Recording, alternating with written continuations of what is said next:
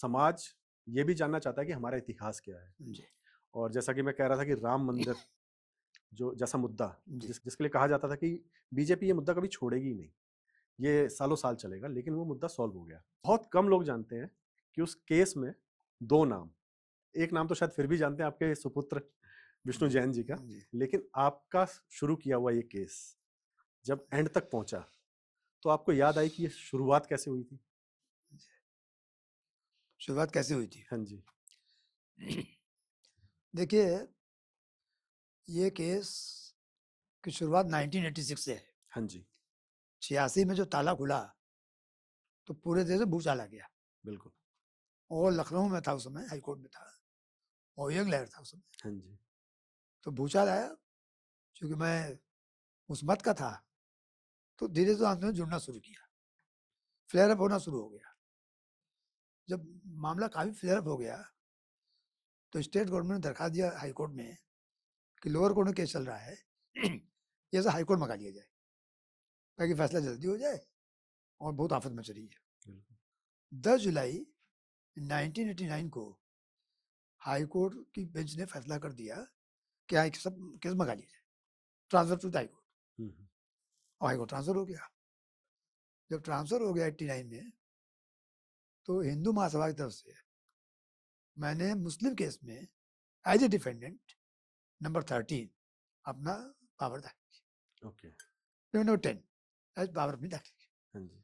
उस 89 से लेके और 2019 तक बिल्कुल। पूरा संघर्ष की रूपरेखा, कैसे हुआ, क्या हुआ, कब क्या करना है। हाँ जी। सिंघल साहब से मिलकर, अशोक सिंघल जी से मुझे बहुत मानते थे। हम्म। मैं लकी हूँ कि मुझे उनका बहुत सानिध्य मिला। श्री देवकीनंद अग्रवाल जी जो वादी थे, उनको बहुत मानते थे। सबके साथ मिलके पूरा काम किया गया। और समझिए कि रोज मीटिंग होती थी, दूसरे तीसरे होती थी, कैसे कैसे तैयार किया जाए, क्या किया जाए, किस तरह किया जाए। उस समय जब केस शुरू हो गया तो आंदोलन और तेज से शुरू हो गया, पूरे देश में राममय वातावरण हो गया। बिल्कुल। पर उसी समय सौभाग्य से या दुर्भाग्य से माननीय मुलायम सिंह जी की सरकार थी, उन्होंने हिंदुओं को कुचलना शुरू किया। बिल्कुल। और इतना कुचलना शुरू किया कि राम नाम सत्य है, अर्थी लेके जा रहे हैं, तो इस पर गिरफ्तारी होने लगी। और पूरा का पूरा शासन तंत्र, उसे लग रहा था मुगलों का शासन आ गया है। आपको डर लग रहा था कैसे हम धर्म का काम करें और कैसे धर्म बचेगा। तो मुझे इससे बड़ी पीड़ा हुई।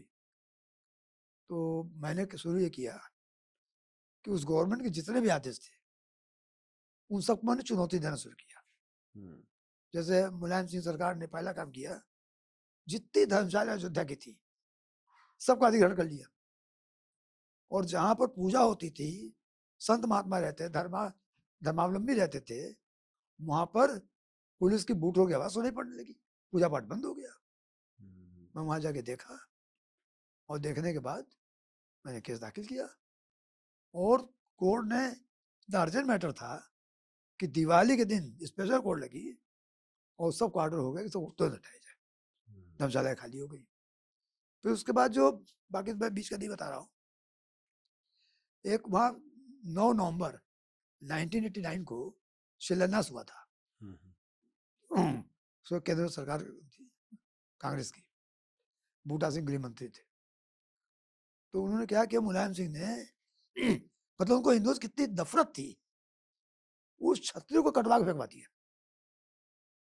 फिर वो मैंने मुकदमा किया और करके मौके पर जाकर छतरी बरामद करा दी।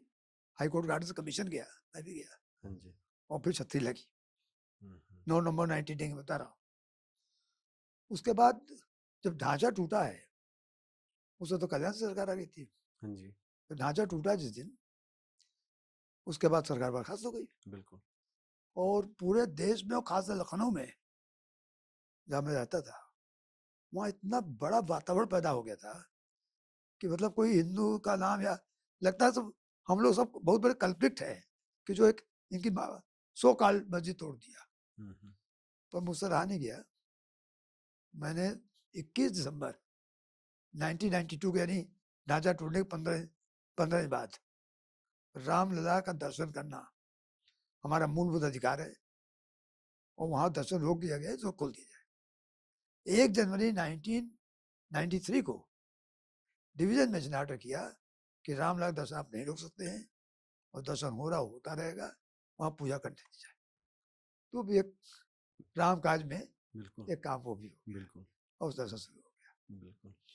अब महाराज जी आपने 1999 से यानी जी, कि 1989 से लेकर और 89 से लेकर और 19 तक जी हाँ, ऑलमोस्ट 30 साल होते हैं। जी 30 साल। 30 साल में आपको ये लगा कि हिंदू अपने ही देश में अपने ही ईस्ट की अपने ही मंदिरों के लिए जो लड़ रहा है उसे कोर्ट जाना पड़ रहा है, जबकि किसी और देश में ऐसा नहीं होता।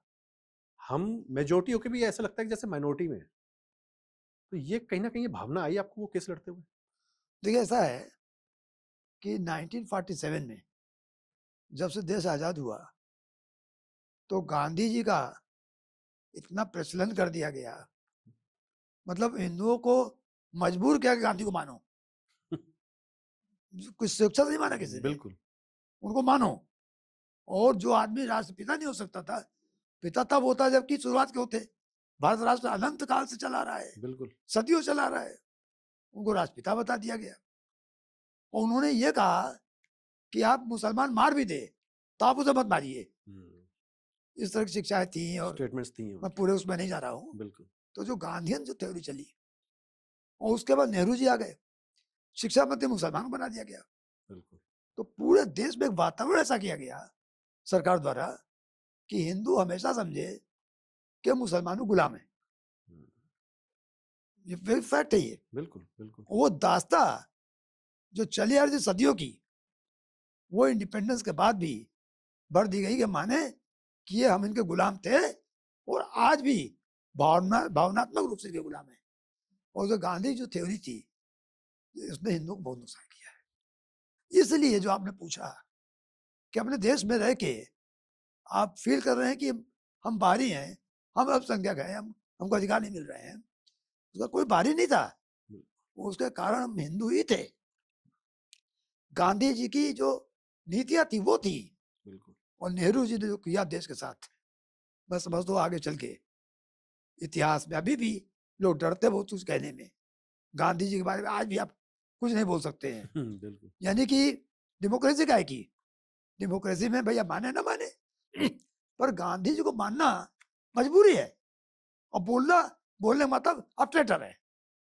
पर आगे चल के मुझे उम्मीद है कि 10 साल 5 साल बाद कभी भी ये हटेगा, और जिस दिन वो लम्बा हटेगा और हिंदू प्रबल और प्रचंड होगा, तो जो दास्ता की जो दिमागी फतूर है खत्म हो जाएगा।